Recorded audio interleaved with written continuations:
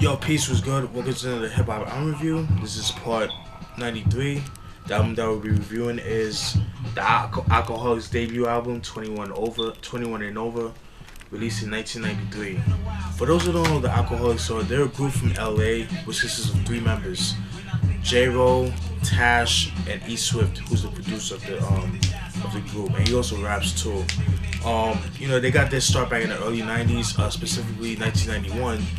They were under a different group name, and they weren't called Alkaholiks. They were actually called ESP, which is the acronym for Educated Street Poets.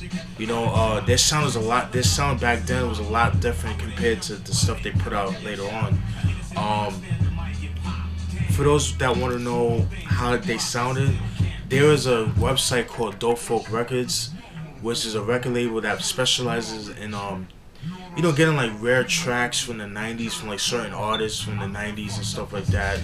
I believe they got like the DATs from them themselves, and they actually got it out and put it out on vinyl.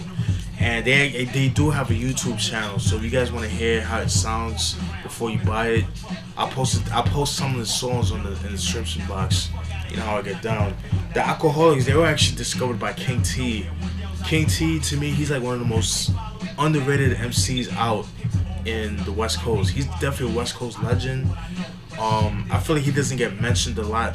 He doesn't really get mentioned a lot, because when you think of West Coast hip hop legends, people always talk about Tupac, Dr. Dre, Ice Cube, and people like that. And that's no knock to them, but there was other MCs making noise at that time. King T, DJ Quick, as far as like G-Funk hip hop.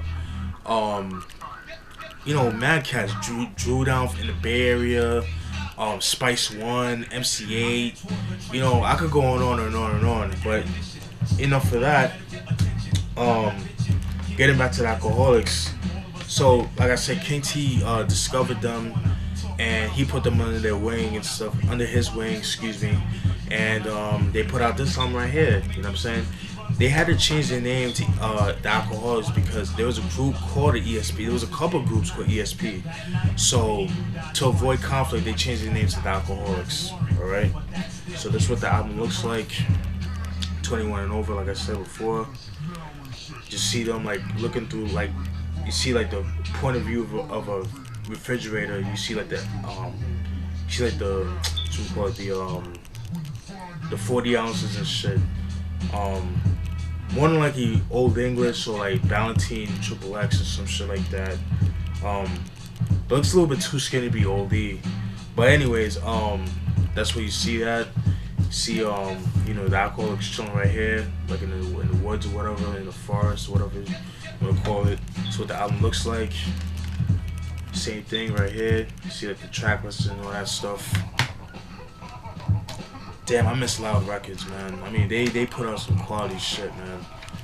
Oh, the 90s, you gotta love it. Alright.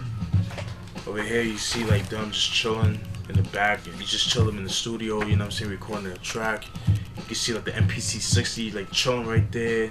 You see, Tash just drinking up his shit, drinking up his fucking Oli, whatever it is that he's drinking, his malt liquor. You know what I'm saying? You see, like, who's, like, the executive producers, like, where it was recorded at and stuff like that. And then from here to here is like, the thank yous, the shout outs and all that. Alright. Got Dr. Dre playing in the background. Yeah. Singles off the album. There's 3 singles. Singles off this album is Make Room, which was the first single. Liquid, which was like the second single, which is like the first song of the album. And Mary Jane, which fucking love that song. I'll get to that in the album, later in the album. Features on the album. King T himself, like, as I mentioned before. Lupac, which is Madlib's old group, which consisted of Madlib himself, Wild Child, and DJ Rome. King T, I said before. Field Trip. I don't know who Field Trip is. Unless that's Justin Warfield. But then I think that's a different dude. Yeah, that's a different guy. My bad. And Threat, who was affiliated with Ice Cube and the Lynch Mob. Very dope. I do have his Sick in the Head album, which I do need that. I will be doing a review on that album, so stay tuned for that. Yeah, man. All right. Producers on the album: E Swift. He does like the majority of the beats on the album. Derek D. Pimp Williams. That's a dope name. The Loop Pack and King T. I didn't know King T made beats. I guess like he just probably helped out. Like okay, he just did probably like a chord or something like that. I'm not sure. And that's it, man. You know how I get down. I'm gonna go through some of the tracks. Just in a nutshell, this album, there's not really much to talk about in this album. It's just like, you know, the whole album, the theme of the album pretty much is it's just talking about, you know, all the best MC, like very social rap, and also like partying and smoking weed and fucking bitches, you know what I'm saying? That's pretty much what this whole album entails. Liquid, the first song, which is the second single of the album, featuring King T, very dope track. Definitely starts off the album very dope. Kind of gives you like the tone of the album, very dope. Only When I'm Drunk, very dope song. It actually uses the same sample as Ain't No Nigga or It's My Thing by EPMD, Ain't No Nigga by Jay-Z, and It's My Thing by EPMD. Uses the 7 minutes of funk sample. Yeah, uses that shit. They do the thing on that track too. Last Call, very dope shit. Like I said, there's not really much to talk about this album. Track 7, Soda Pop, it's just pretty much, you know, talking about sex and shit like that, just fucking chicks and shit like that. That's what I got from that song, Soda Pop. Track 9, Make Room. I mean, no, not track 9, Mary Jane. Excuse me, one of my favorite songs of the album. You know, it's pretty much talking about weed. You know what I'm saying? Talking about weed.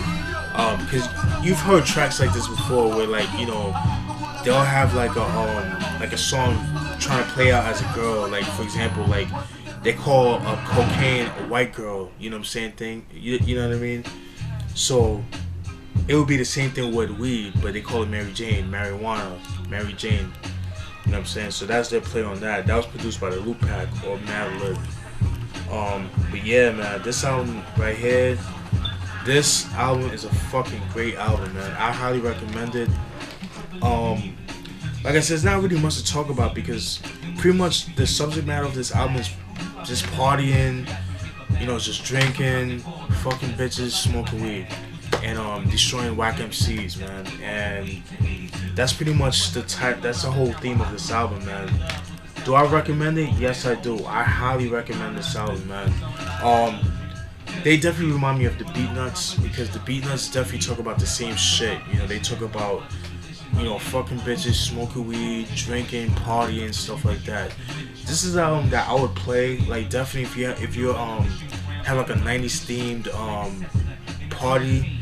This is an album I would definitely play, especially if you out drinking and just partying. This is a very dope album to play. I would play these songs. At least play like Turn the Party Out or Mary Jane or Last Call. You know, just like pretty much the whole fucking album. I would definitely play this album right here in a party, especially in a 90s theme party. I definitely consider this a classic. Is it one of the best albums of all time? No. But the beats on this album are fucking sick.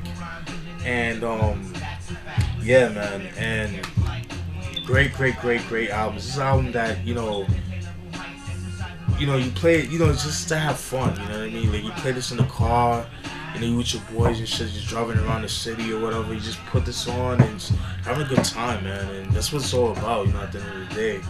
And, very dope album. Like I said, the beats on this album are dope. Dope lyricism, they definitely spit, you know what I mean? Tash, he's definitely one of the most underrated MCs, man. He's definitely dope, and people don't really talk about Tash like that. Like I said before in the beginning of the video, if I did say it,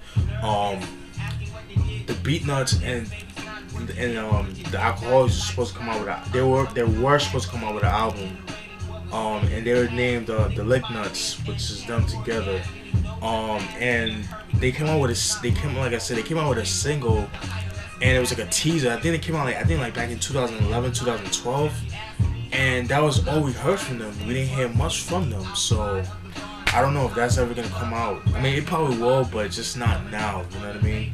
But yeah, man, I highly recommend it. Definitely check this album out.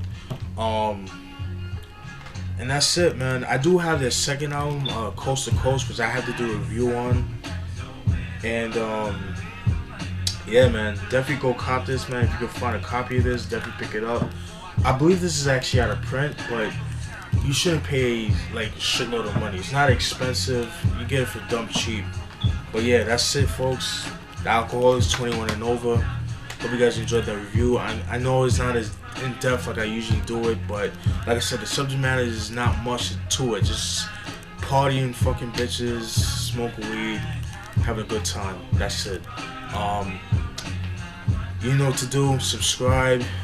Share it with your friends. Thank you for the support as always. Stay tuned for more. Peace.